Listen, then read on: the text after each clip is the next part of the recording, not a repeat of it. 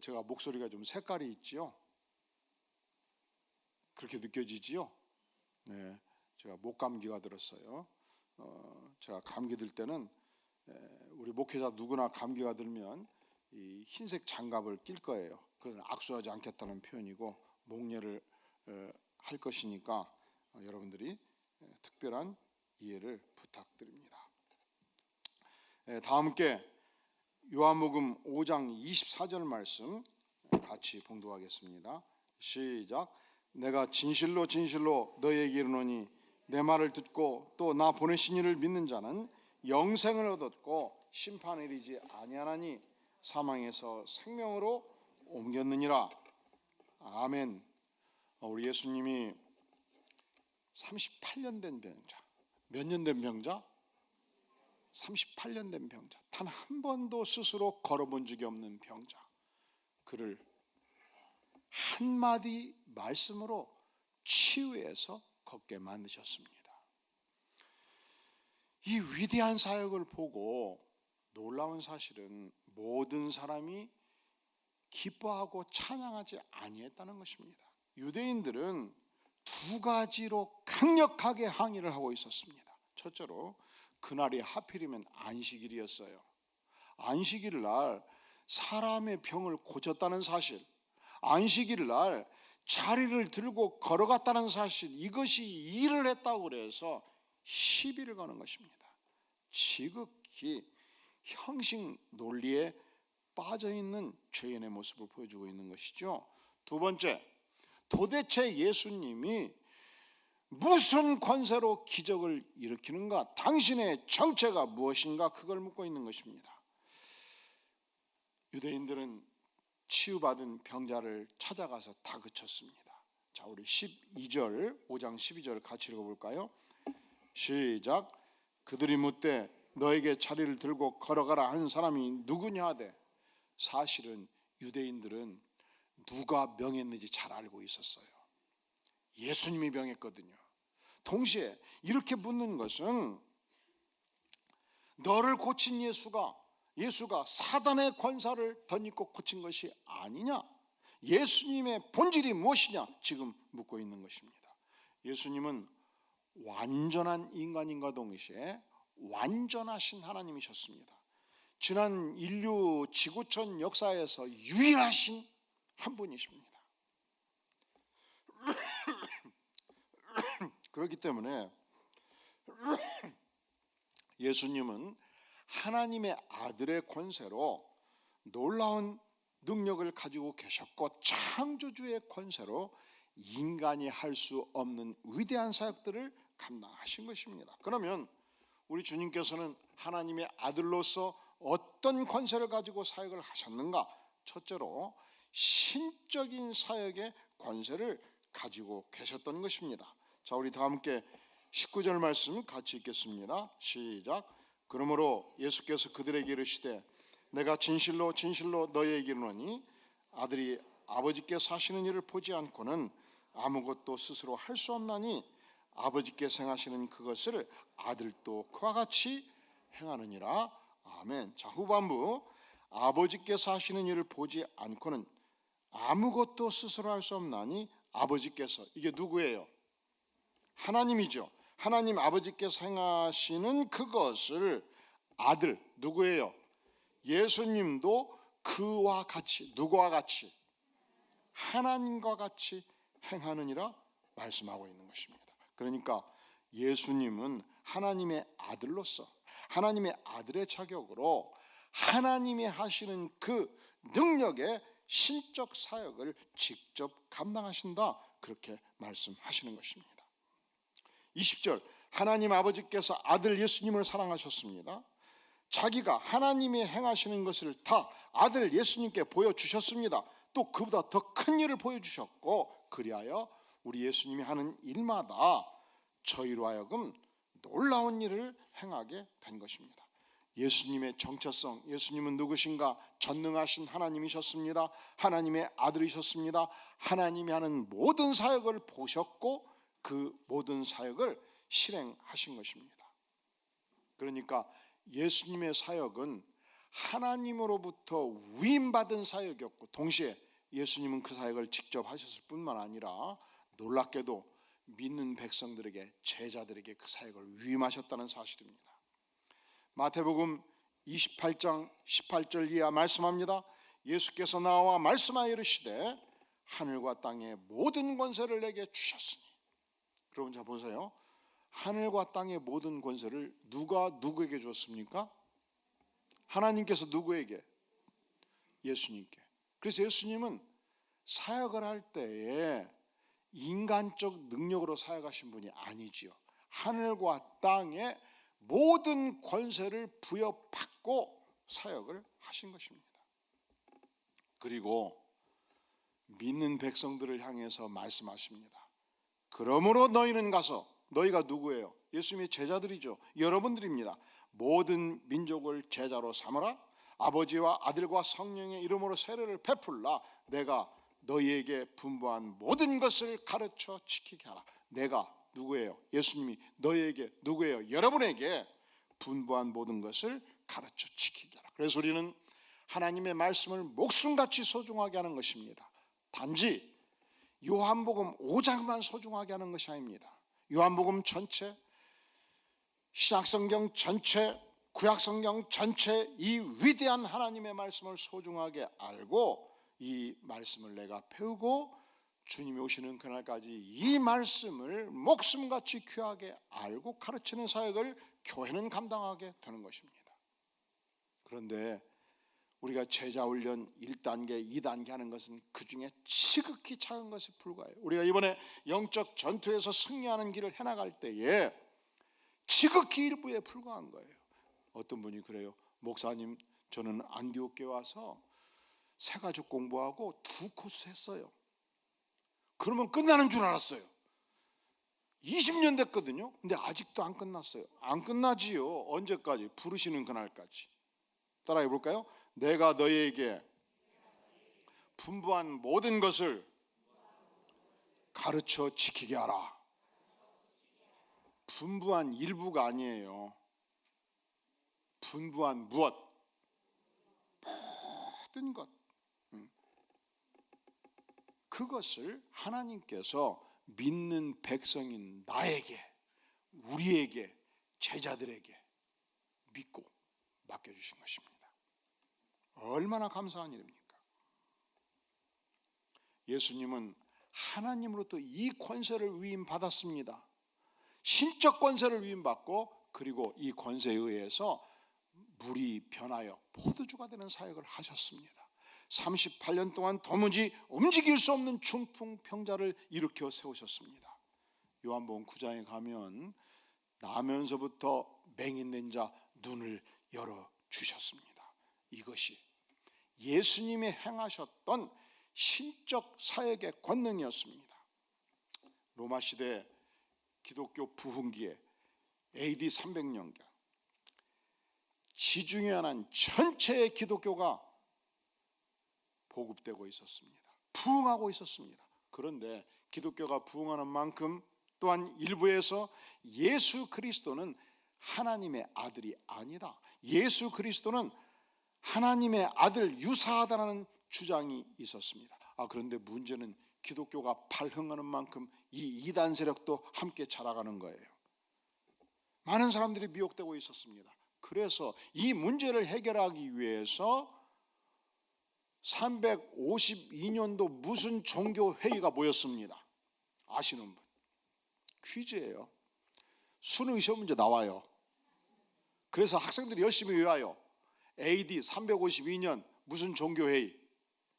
따라해 볼까요? 니케아 종교회의. 이제 기억나시죠? 이 니케아 종교회의가 굉장히 중요한 종교회의였습니다. 왜냐하면 예수 그리스도의 정체성, 예수 그리스도는 누군가에 대한 확증을 요구한 것입니다. 두 파가 대립되었습니다. 아리우스 감독파. 아리우스 감독은 예수님은 하나님의 아들이 아니다, 예수님이 하나님의 아들이 된다면 하나님이 둘이 된다, 예수님은 하나님과 유사한 존재다. 두 번째 학파 아다나시우스 감독파. 예수님은 하나님의 아들이시다. 요한사도가 증인하고 사복음서가 증인하고 사도 바울이 증언하고 성경 전체가 증언한다. 예수님과 하나님은 동등되시시며 예수님과 하나님과 성령님은 삼위로 존재하시되 일체가 되신 하나님이시다 투표한 결과 아다네우스 학파가 통과되었고, 그 후로 성경의 확고한 진리로 형성되었고 이단 판별의 확고한 기준이 된 것입니다. 그런데 사단은 한번 패배한다고 해서 물러서지 않습니다. 잠깐 쉬어갈 뿐입니다. 강력하게 공격합니다. 독일의 신학을 공격했습니다. 수많은 우수한 독일의 신학자들이 자유주의 신학자로 바꿔지면서 예수님의 유일성을 부정하고 예수님의 신성을 부정하기 시작한 것입니다. 우리가 잘 아는 아프리카의 성자 슈바이처는 신학 박사였습니다. 29살에 그가 신학 박사 학위를 받아요. 그리고 이 유럽의 역사에서 유럽인들이 끼친 해악, 수많은 아프리카 토인들을 체포해서 돈 받고 아메리카 대륙에 팔아넘겼습니다. 노예 무역을 했습니다. 저들을 학대했고 죽였습니다. 이 죄가 너무 큽니다. 그래서 그가 다시 아프리카를 봉사하기 위해서 생각해 보니까 너무 말라리아가 성행하고 열대병이 성행해서 의사 선교사로 가는 것이 합당하다 여겨져서 신학 박사학위를 받은 자가 다시 의과대학 1학년에 들어가요. 이미 그때 그는 유럽의 유명한 파이프 오르간 연주자였습니다. 인간이 이 정도 되면 보통 인간이 아니죠. 그냥 무조건 존경해야 돼, 그런 생각이 들지요.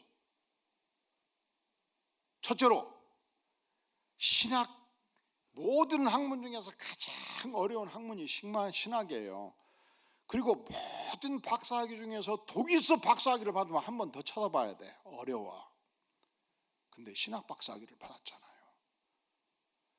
원래 고도의 음악은 수학보다 어려운 거예요. 그러니까 성가대원들 지휘자 되시면 무조건 존경하셔야 돼. 그냥 지휘자가 말씀하시면 무조건 따라야 돼. 성가대원들은 할렐루야 아멘. 그게 보통 일이 아니요. 밤새도록 연습시킨다고 하면 그냥 따라가는 거예요. 그냥 할렐루야 아멘. 그런데 그 복잡한 파이프 오르간 최고의 연주였단 말이죠. 그것으로 이미 인생이 완성된 거예요. 그런데 부족하다고 해서 다시 의과대학 1학년을 갔다니까. 그리고 6년 공부를 하고, 그리고 유럽의 문명사회를 다 버리고 아프리카 들어가면 평생 동안 앞으로 다시 파이프 오르간 연주할 수 없어요. 그런데 모든 문명을 등지고 아프리카로 들어가요. 존경할 만하죠. 위대한 인간이지요. 그런데 너무너무 가슴 아픈 사실은 그의 신학이 예수 그리스도의 유일성을 부정하는 것입니다. 타락한 신앙입니다. 독일이 종교개혁의 본산이었습니다. 루터의 종교개혁 이후 엄청난 신앙의 부흥을 맛본 땅이었습니다. 그런데 예수 그리스도의 유일성을 부정하는 자유주의 신학자들이 발흥함으로 말미암아 교회가 무너집니다. 지금 인구 3%밖에 신앙생활하지 않습니다. 이 자유주의 신학이 영국으로 들어갔습니다. 영국의 성도들이 썰물처럼 빠져나갔습니다. 쇠락의 길을 갑니다. 영국의 수많은 예배당이 모슬렘 교회로 팔아넘겨지고 춤추는 댄스장으로 팔아넘겨지고 있습니다. 얼마나 비참한 일입니까? 유럽 전역이 피선교지로 전락해 가고 있는 것입니다. 정신 바짝 차려야 됩니다. 예수 그리스도가 누구신가 물을 때 한결같은 동일한 우리의 답변은 예수 그리스도는 하나님이십니다. 예수 그리스도는 하나님의 아들이십니다. 예수 그리스도는 신적인 사역의 권세를 가지신 분입니다. 이것을 오늘 본문은 우리에게 밝혀주고 있는 것입니다. 동시에 예수님은 전능하신 하나님이시기 때문에 하나님으로부터 또 하나의 권세를 위임받습니다. 어떤 권세입니까? 자, 22절 같이 읽겠습니다. 시작.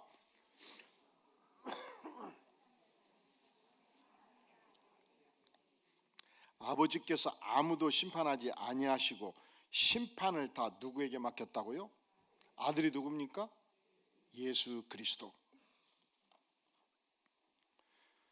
예수님께서 인간의 모든 죄를 안고 죽으실 때에 믿는 백성들은 예수님이 대신 심판을 받은 만큼 심판을 면제시켜 주셨습니다.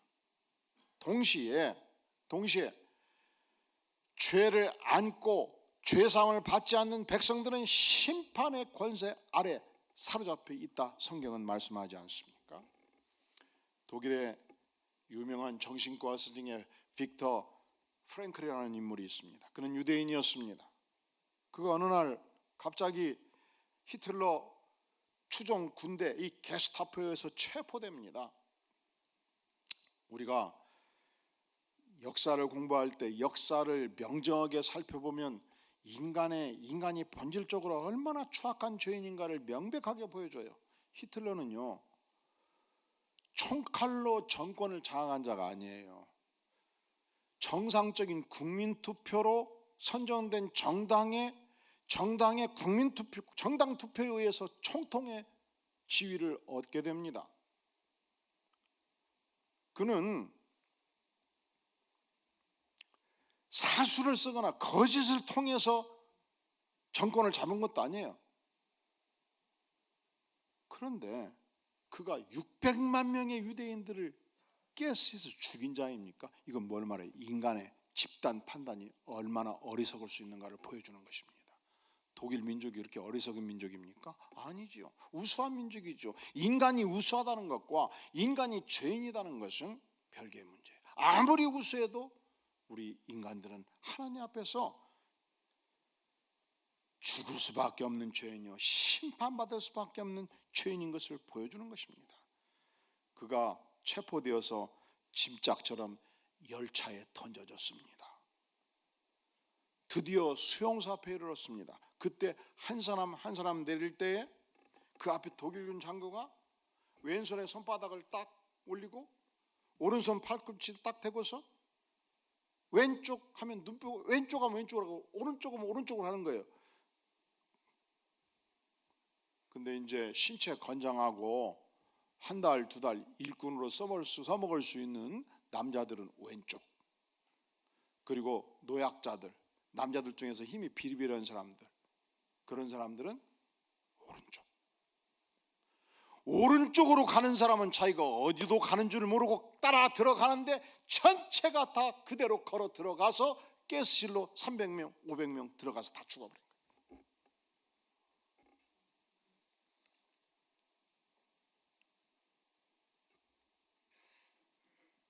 그러니까 이 손가락 하나가 얼마나 숨막히는 현장의 시간입니까?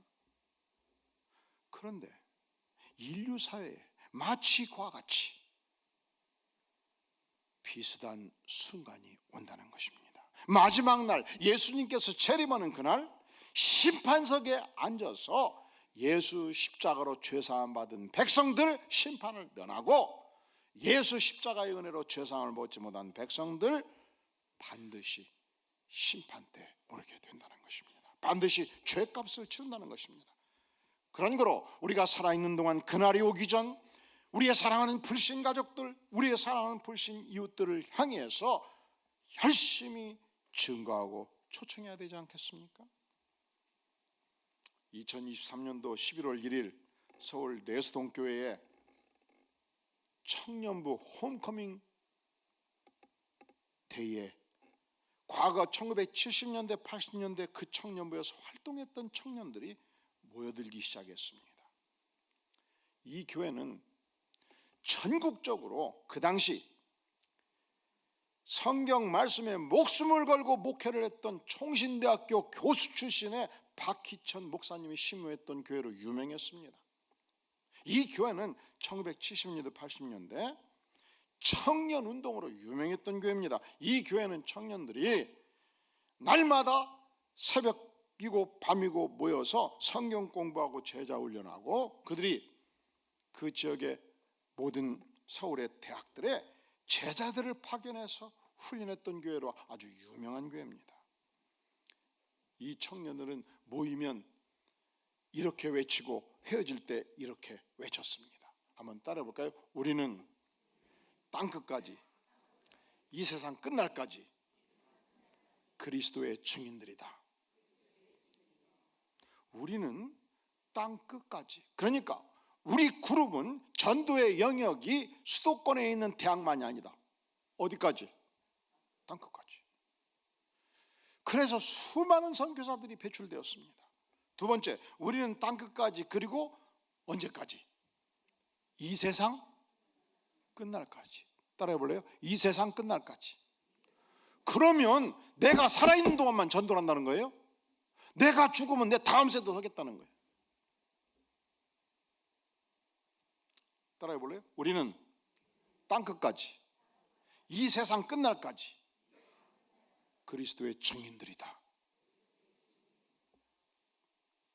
23년도 11월 1일 저들이 모였던 그날도 함께 이 구호를 외치고 시작을 했습니다.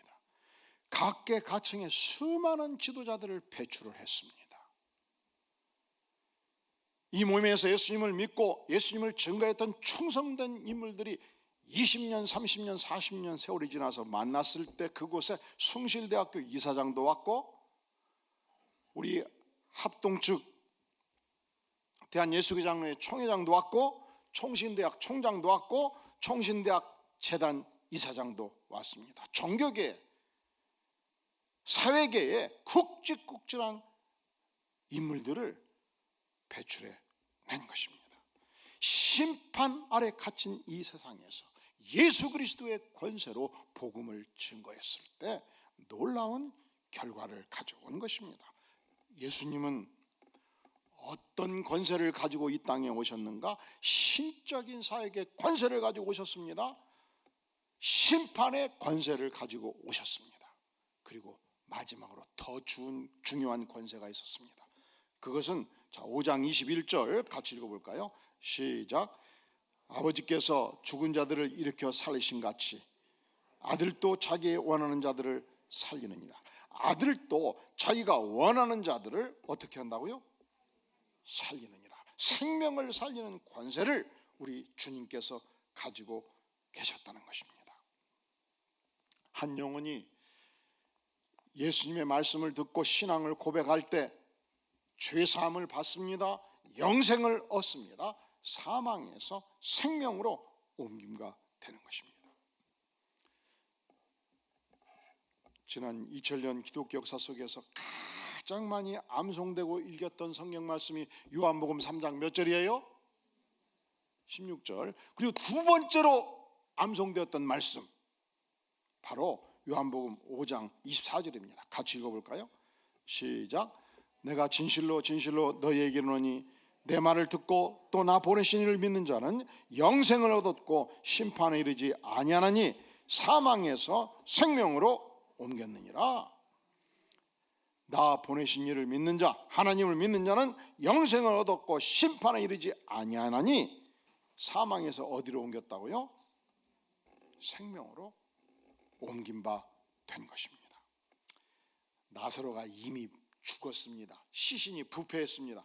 그런데 이상하죠. 우리 주님께서 이 시신을 향하여 나사로야 나오라 명했을 때 죽은 시신이 벌떡 일어선 거예요.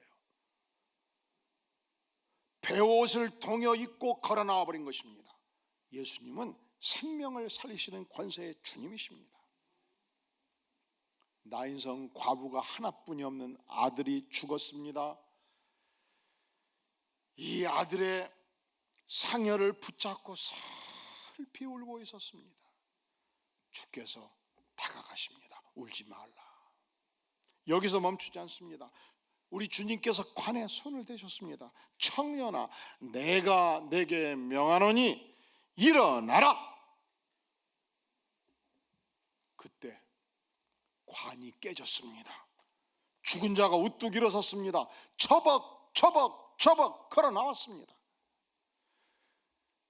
상상해 보세요. 상여맨 사람들이 얼마나 놀랬겠어요. 갑자기 상여가 툭 땅에 떨어지지 않겠습니까? 걸어 나올 때 그 동네 온 주민들, 이 여인을 사랑했던 주민들, 이 아들을 사랑했던 주민들이 얼마나 놀랬겠습니까? 어머니는 아들을 안고 펑펑 울었습니다. 너가 살아났구나. 이게 꿈이냐 생시냐. 그리고 여러분이 동네 주민이라면 가만히 있겠습니까? 집에 있는 소 잡고 쌀 내놓고 면단위 사람들 다 불러다가 열흘은 잔치를 벌였지 않겠습니까? 예수님이 어떤 권세를 가지고 계십니까? 죽은 자를 살리는, 생명을 일으켜 세우는 놀라운 권세를 가지셨습니다. 우리 주님께서 오늘 또 우리에게 이 권세가 무엇인가 말씀하십니다. 자, 우리 25절 같이 읽겠습니다. 시작. 진실로 진실로 너희에게 이르노니 죽은 자들이 하나님의 아들의 음성을 들을 때가 오나니 곧 이때라. 듣는 자는 살아나리라. 아멘. 기도합니다. 영광의 주님 감사합니다. 주님께서 하나님의 아들의 자격으로 이 땅에 오셔서 신적 사역을 감당하시고 심판의 권세로, 생명의 권세로 역사하셔서 오늘 또 우리가 구원받는 백성의 삶을 살아가도록 인도하시니 감사를 드립니다. 주님, 우리가 사는 동안 이 주님이 가지신 권세를 가지고 영혼들을 살리는 이 사역에 동참하기를 구하오니 성령 하나님 우리를 불쌍하게 여겨 주시옵소서. 예수님의 이름으로 간절히 기도하옵나이다.